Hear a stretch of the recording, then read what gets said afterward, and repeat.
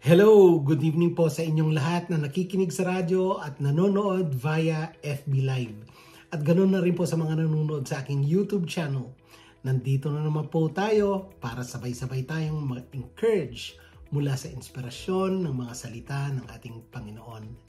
Welcome po muli to our weekly program, Silver Lining, dito lang sa nag-iisang Christian radio sa Baguio, DWLY 97.5 Cool FM.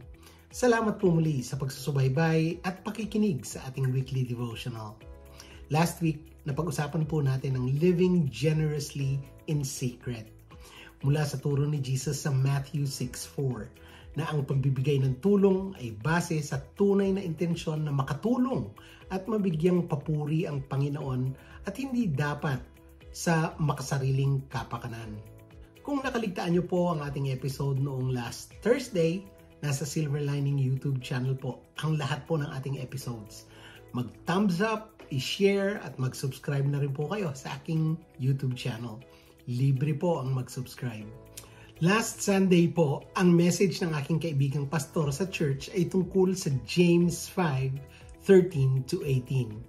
Tara, basahin natin. Are any of you suffering hardships? You should pray. Are any of you happy? You should sing praises. Are any of you sick? You should call for the elders of the church to come and pray over you, anointing you with oil in the name of the Lord. Such a prayer offered in faith will heal the sick, and the Lord will make you well. And if you have committed any sins, you will be forgiven. Confess your sins to each other and pray for each other so that you may be healed. The earnest prayer of a righteous person has great power and produces wonderful results. Elijah was as human as we are, and yet when he prayed earnestly that no rain would fall, none fell for 3.5 years. Then, when he prayed again, the sky sent down rain and the earth began to yield its crops. Ang ating binasa ay nagpapakita ng tungkol sa kapangyarihan ng pananampalataya, panalangin, at ng community o church sa panahon ng karamdaman at kahinaan. Gustong ipaintindi sa ating lahat ang power of prayer. Itong passage na ito ay nagpapaalala sa ating lahat na ang Diyos ang ultimate healer. At ang ating pagtitiwala sa Kanya ay dapat na mag-lead sa atin to turn to prayer bilang ating first response. Binanggit din doon ang langis o ang anointing oil. Ang pagpapahid ng langis o anointing of oil ng mga elders ay nagpapahiwatig ng spiritual na pangangalaga at responsibilidad ng bawat mananampalataya sa Panginoon na kabilang sa church. Sinabi rin about confessing sins. Ang confessing sins to one another naman ay nagtuturo sa atin ng value of transparency at accountability sa spiritual growth at healing. Sa huling bahagi ng ating scripture, ibinigay na halimbawa ang panalangin ni Elijah na taong katulad natin na nagpapakita ng mataimtim na prayer. According sa salita ng Diyos, kapag taimtim tayong nananalangin, hindi lamang ito nakakahil sa mga may sakit, kundi nagpapatibay din ito ng ating pananampalataya at nagpapalalim ng ating relationship sa Panginoon. Ini-encourage din tayo ng talatang ito na tignan ang church bilang isang komunidad ng mga mananampalataya na nagkakaisa sa pagmamahal, pagsuporta at pagpapalakas ng ating kalooban. Sa English, this verses encourages us to look at the church as a community of believers united in love, support, and mutual encouragement. Ang salita ng Diyos ay buhay. Laging nagpapaalala. Ang scripture na ating binasa ay solid.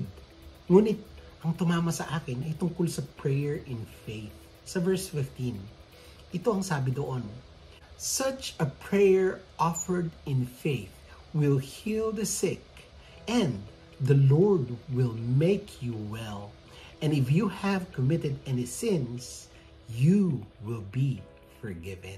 Nanatili sa aking isipan ang mga salitang ito na parang sinasabi ng Diyos, intindihin mo itong mabuti, Silver. Ang tanong ko, meron ba sa inyong naka-experience ng pag-i-struggle sa prayer? Minsan, wala kang drive to pray, hindi mo alam kung ano ang sasabihin mo, merong iba na napipilitan lang, at yung iba naman, ang ginagawa ay memorized prayer. Ako po ay hindi exempted dyan. Kaya wag po kayong mahiya na meron po kayong struggles sa pagpipray. To admit na meron tayong time na tayo ay nakatulala lang. Lalo na kung merong circumstances sa ating buhay na tayo ay walang masabi sa Diyos. Kaya ako ay napaisip at nagtanong sa aking sarili, am I praying in faith? Ano ba talaga ito? Ano ang kahalagaan o significance nito sa ating mga mananampalataya? At paano ko ito gagawin araw-araw? Pag-usapan po natin ito ngayong gabi. Ano ang prayer of faith? Ang prayer of faith po is a prayer offered with absolute trust in God's power, with absolute trust in God's will, and with absolute trust in God's goodness. Ito ay hindi lamang pagre-recite ng prayers o words. Ito ay isang panalangin that reflects a heart fully surrendered to God. Tunay na naniniwalang He is capable of answering according to His will. Ang konteksto ng verse ay healing. Ang sinasabi ay prayer of faith ay nagliligtas sa may sakit at ibabangon siya ng Panginoon, at kung siya ay makagawa ng kasalanan, siya ay patatawarin. Nauugnay sa parehong physical na healing at spiritual restoration, emphasizing that God responds to genuine, faith-filled prayers. Ano ang kahalagaan nito sa atin?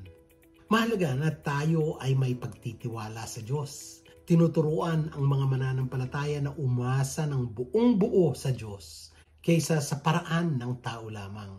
Mahalaga ang pagkilala sa sovereignty ng Diyos. Ang ating panalangin ay dapat iniaalay ng may pananampalataya.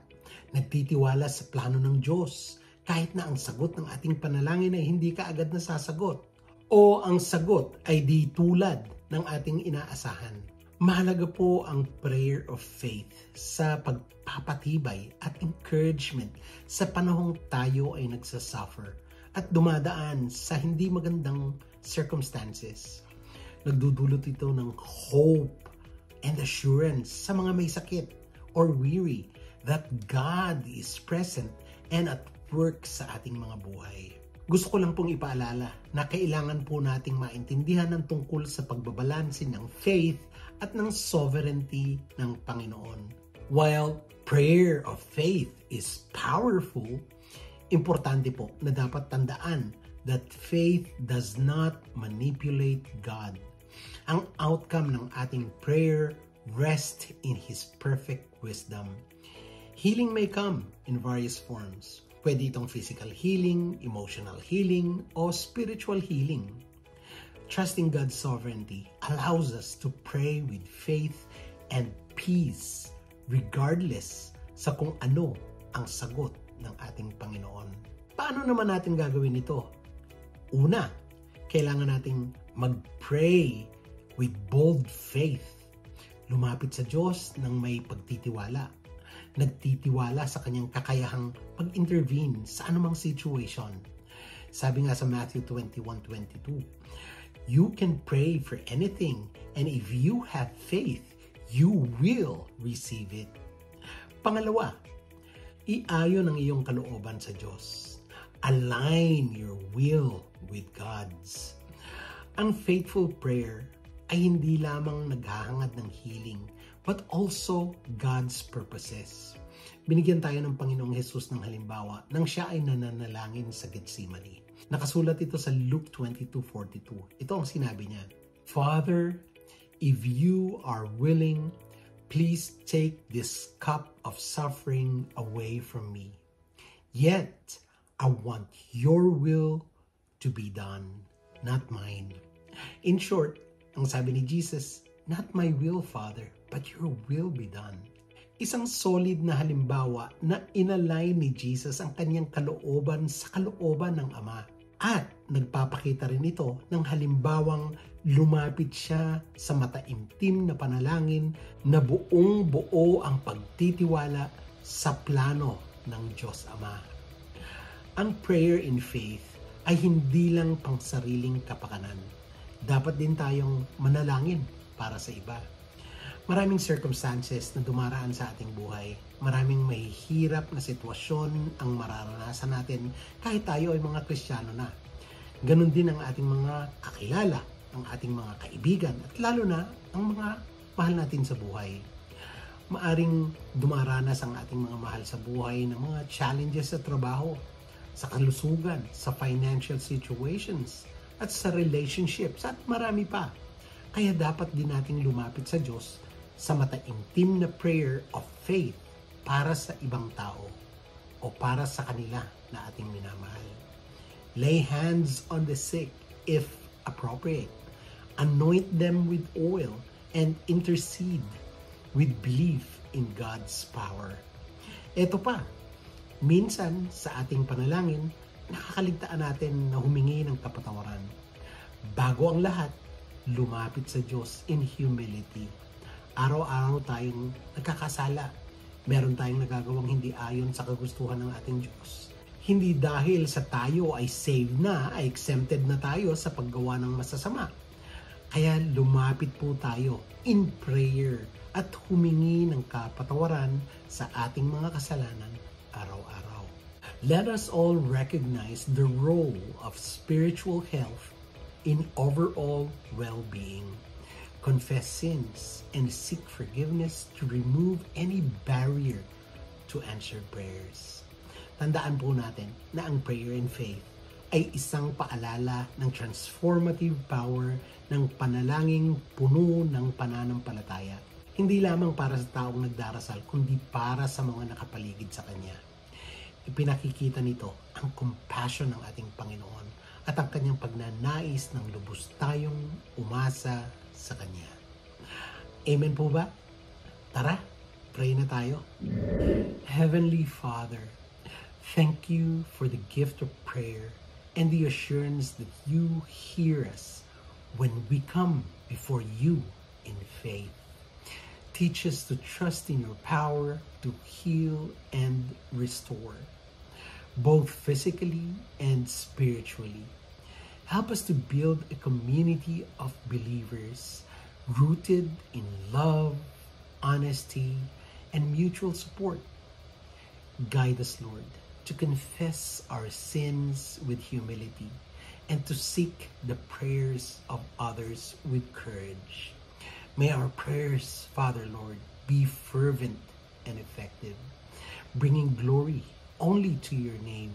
Empower us to live righteously so that we may see the fruits of your work in our lives.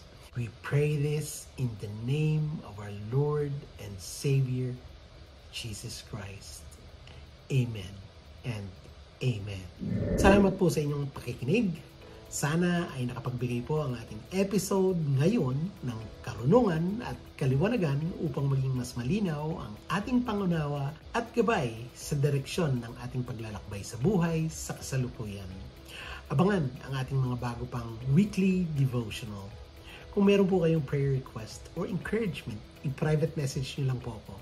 Kung gusto nyo pong i-like o i-share ang ating episode, nasa FB page at mga social media accounts po ng Cool FM.